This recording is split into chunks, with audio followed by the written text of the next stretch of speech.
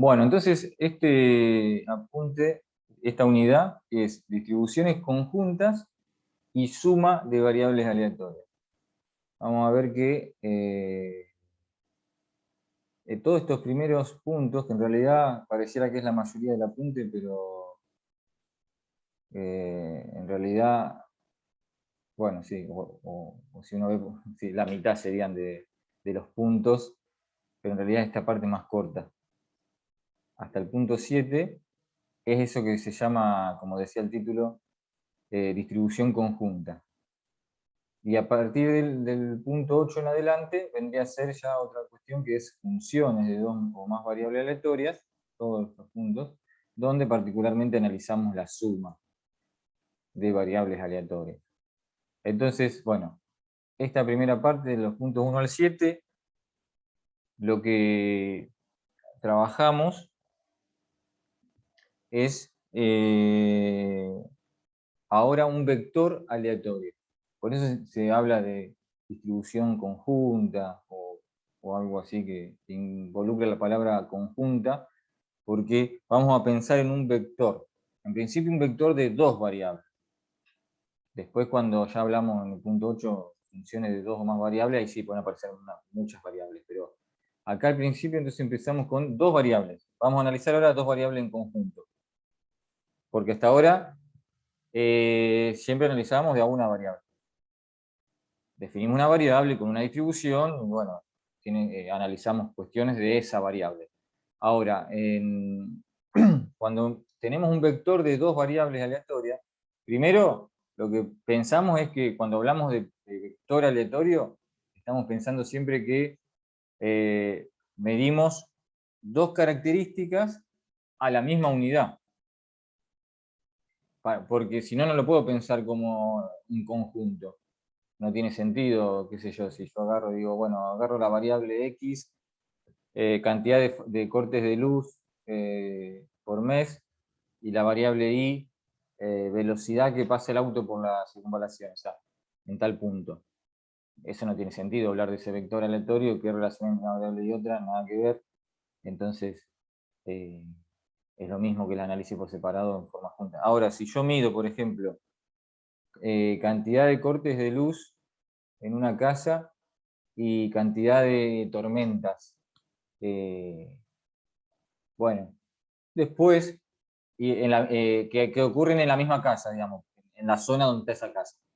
Entonces ahí ya puedo analizar si hay alguna relación entre esas variables. Quizá no la hay tampoco entre las tormentas y los cortes de luz, pero por lo menos lo puedo analizar porque estoy definiendo las dos variables a lo mismo. ¿Bien? O sea, tiene sentido ver si hay una relación o no entre esas dos variables. Bueno, estas son definiciones son cuestiones como decir técnicas, o sea, ahora, bueno, el recorrido, o sea, los posibles valores son pares en vez de valores individuales, y también voy a tener en el vector aleatorio un vector, puede ser discreto, o continuo o mixto también, o sea, las variables x y y pueden ser discretas o continuas, básicamente. Porque podría medir también dos variables, una que sea discreta y una continua, las dos en la misma unidad, le mido las dos variables, así que... Entonces, pero primero arrancamos con discreto, o sea, acá en el apunte como que está planteado todo para discreto y después para el caso de que fuesen las dos continuas. Nos detenemos un poco más en la parte discreta. Después la continua va a ser lo mismo como reemplazando la sumatoria con integral. Y bueno, después le voy a ir mostrando algunas cosas que por ahí eh, o sea, las vamos a pasar medio de largo. Bueno, entonces, lo primero para definir es la función de probabilidad conjunta, lo nuevo que estaríamos definiendo cuando tenemos definido ese vector. Lo primero, bueno, que estaba arriba era que les mostraba que los posibles valores son pares, ¿no es cierto? Entonces ahora a cada par le vamos a asignar una probabilidad. Así como hacíamos con una variable sola, que decíamos cada valor le asignamos una probabilidad, ahora le asignamos una probabilidad a cada par. Y después, las características son las mismas, o sea, esa probabilidad tiene que ser más o igual a 0, y todas las probabilidades tienen que sumar 1, para que sea una distribución de probabilidad conjunta. como dice acá, función de probabilidad conjunta. Con un ejemplo se entiende y van a ver que es algo sencillo, no es nada complicado. Acá, por ejemplo, hay un ejemplo, dice. Bueno, que venía de antes, dice acá, dice, tomamos el ejemplo ya visto. Bueno, las dos variables que se definen son número de repuestos que se demandan en una ferretería y número de repuestos en existencia por día en dicha ferretería. Es decir, yo antes le decía, bueno, tenemos que definir las dos variables en la misma unidad, a lo mismo le tenemos que medir para que uno después pueda ver si hay relación o no entre esas variables. En este caso estamos diciendo, en cada día de una ferretería estamos midiendo cuántos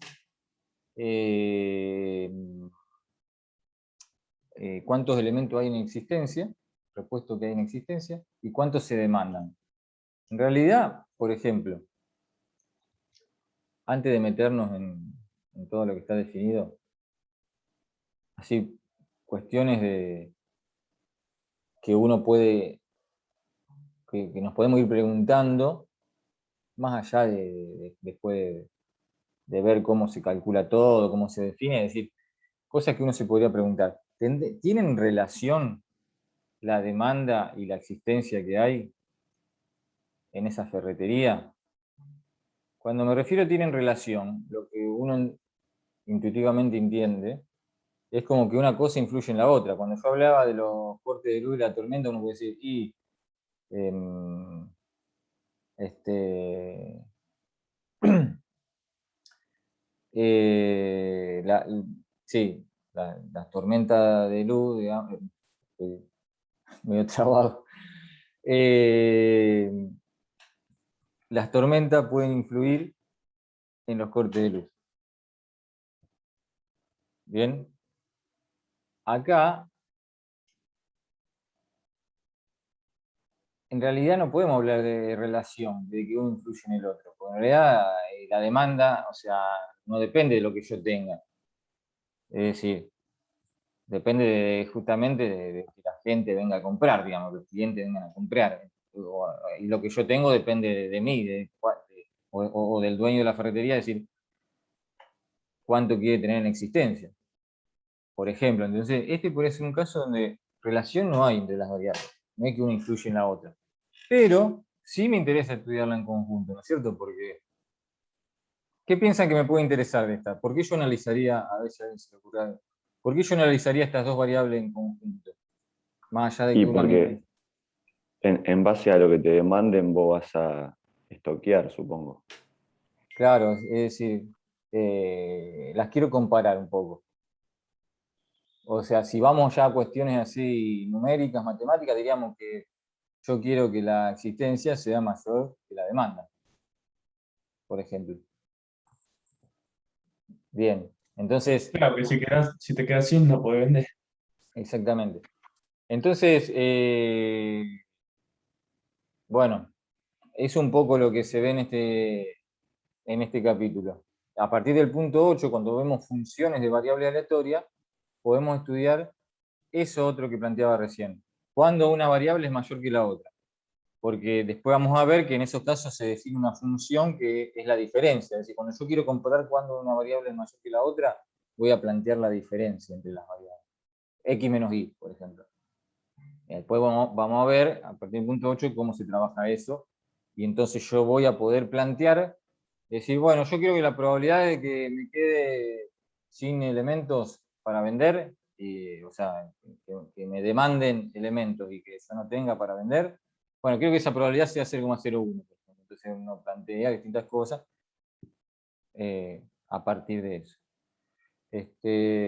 Así que, bueno, esa, primero, entonces, lo que uno va a plantear es la relación entre las dos variables y después esa cuestión de armar funciones entre las dos variables que me pueden servir, como en este caso, para saber cuándo una es mayor que la otra, por ejemplo. Después en otro problema me interesará otra cosa. Bueno, pero entonces ahora sí vamos a bien qué es lo que se va definiendo, para poder yo después analizar todo eso. Primero tengo que definir entonces la distribución de probabilidad conjunta que decía recién. La función de probabilidad conjunta, que fíjense que lo que uno puede hacer cuando son discretas las variables es armar como una especie de tabla,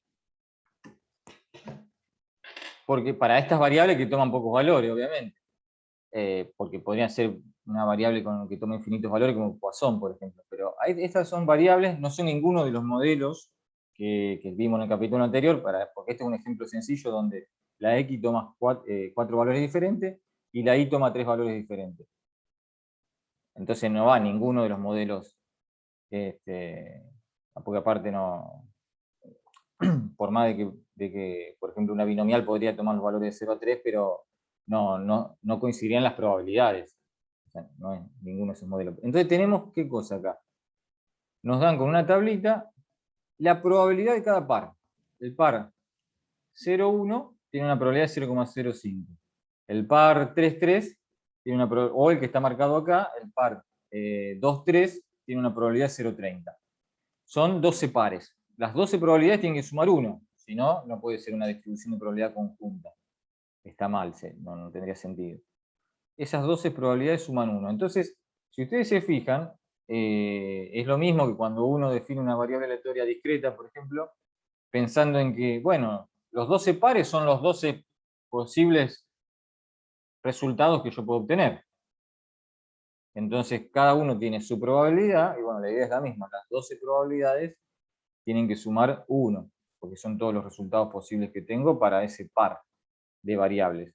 Y cada una de las probabilidades por separado, como esta que está marcada acá, que seguramente está interpretada más abajo, o no, o por ahí no sé, bueno. Esa probabilidad, ¿cómo la interpreto? ¿Qué es 0,30? Es la probabilidad del par 2,3. Y bueno, concretamente en la interpretación sería que la probabilidad que en un día me demanden 2, o sea, me vengan a comprar 2 repuestos y yo tenga 3, ese día justo tenga 3 en existencia y me demanden 2, o sea, que voy a poder, por ejemplo, en ese caso, voy a poder satisfacer la demanda, me va a sobrar 1. Bueno, esa probabilidad es 0,3. Y así puedo interpretar cualquier otra. Por ejemplo, si yo planteo ahora esta otra probabilidad, que es el par 3,2, este era el par 2,3, en este, por ejemplo, no me alcanzarían los elementos porque sería 0,05 la probabilidad de que me demanden 3 y que yo tenga 2 para vender. Así que fíjense que más allá de lo que vamos a ver, yo le decía a partir del punto 8, yo acá hasta podría hacer, ¿a alguien se le ocurre cómo podría yo sacar la probabilidad de que la demanda no me alcance con esta tablita? Porque se puede hacer de manera bastante rápida. A ustedes le dan esta información y dicen, ¿cómo puedo sacar la probabilidad de que no me alcance la existencia que yo tengo para la demanda?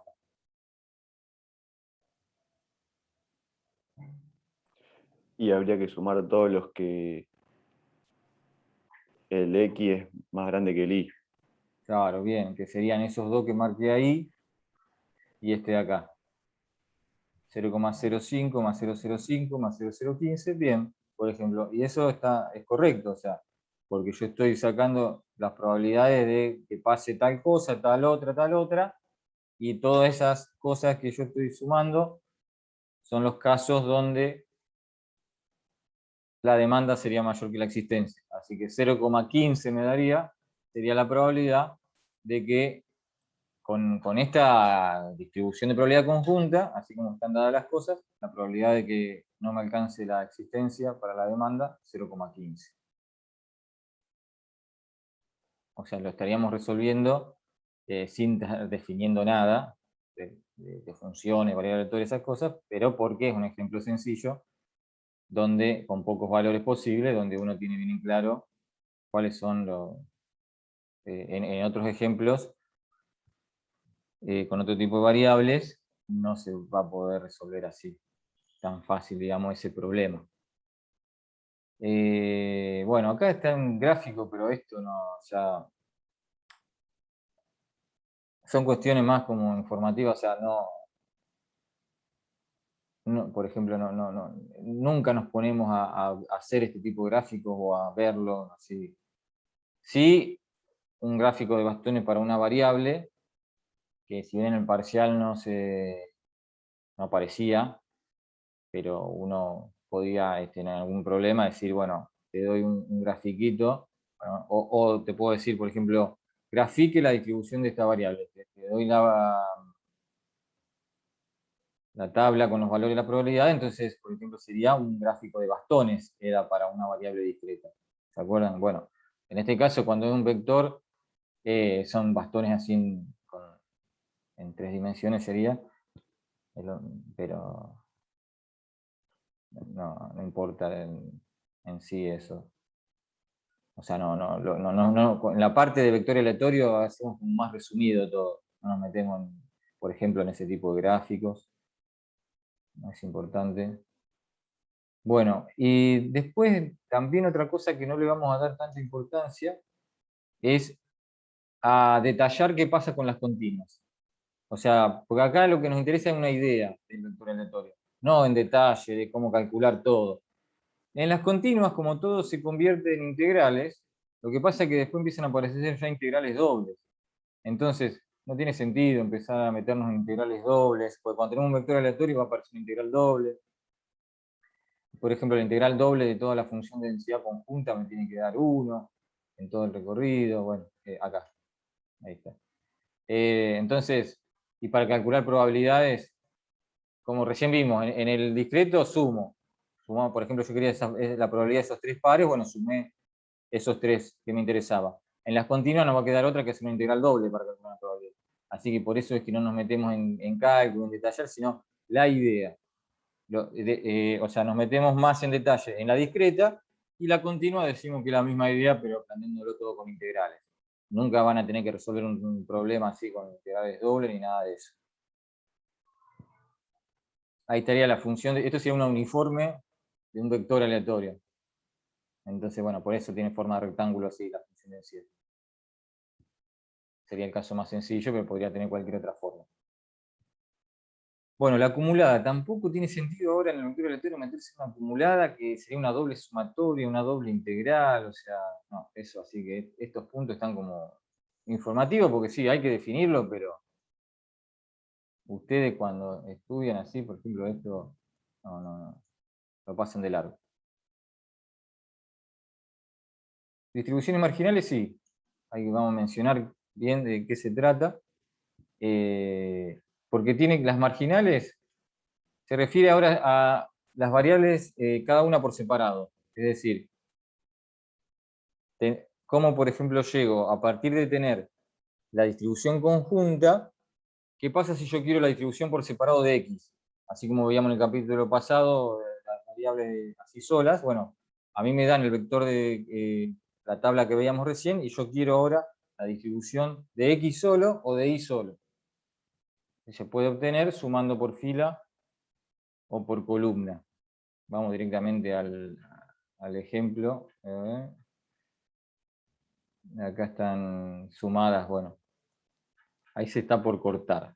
Así que ahora entramos de vuelta, pero la idea va a ser, por ejemplo, que si yo sumo todos esos elementos de la primera fila, estoy obteniendo la probabilidad de i igual a 1. O sea, de la i sola, i igual a 1. Sumo todos los elementos de la primera fila. Y así con la segunda y con la tercera. Y si sumo los 3 elementos de la primera columna, voy a tener la probabilidad de x igual a 0.